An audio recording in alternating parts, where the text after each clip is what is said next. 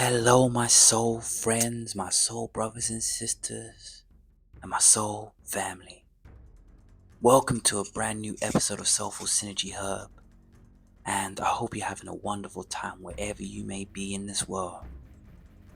Thank you so much for liking and subscribing, by the way, it means the world to me, and these episodes give me life. Oh my goodness, these episodes give me life. Without further ado, what is divine righteousness? Now, we kind of see righteousness as acting accord with our divine and moral law, which basically means that we are angled towards helping other people. We make sure that we seek justice and make sure that we don't do things to hurt other people in the free will of all and the best interest of all. That's one thing that I have learned when it comes to manifesting and attracting abundance. You need to be very specific with the fact that everything that you want with what you want to get is consistent with you making sure that you see things through a scope of righteousness. Now, what do I mean? I mean, if you want money, you need to make sure that you do your money where no one gets affected in a negative way. You need to find ways where you can be kind to people and you use the money as ways of helping them and empowering them and showing them. We shouldn't hurt people because we might squander the abundance that is ready for us. We might think that working in an organization where we make a lot of money but we're hurting the environment is good for us because we want the coin. But sometimes, or should I say most times, these things eventually have a way to come back to us depending on the intention that you have. If you work with someone and the organization hurts someone and you are happily doing it knowing these facts, you might find that your righteousness might not be righteousness.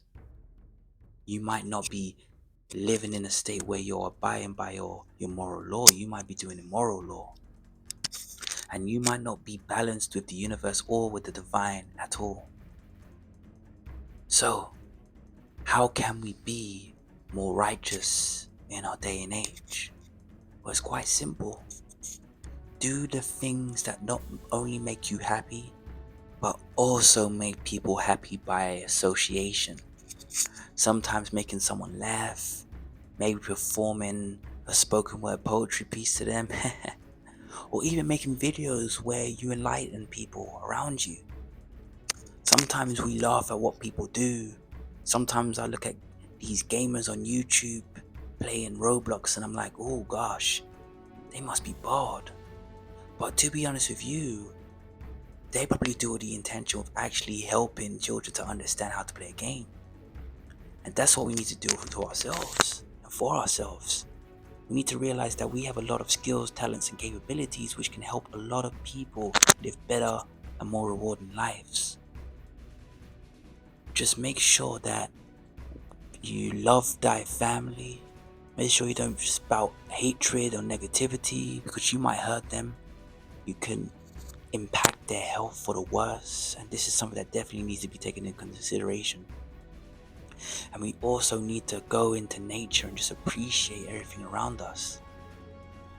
Find more experiences that you've been through and see the lessons in them instead of not how it made you feel or how it detracted you from your happiness, but actually see it as a learning curve.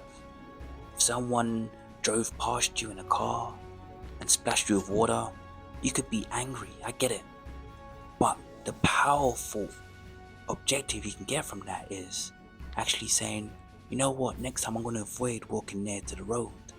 And from there you get awareness, because everything that we've gone through teaches us to bring us to our true sense of being. That is divine righteousness right there.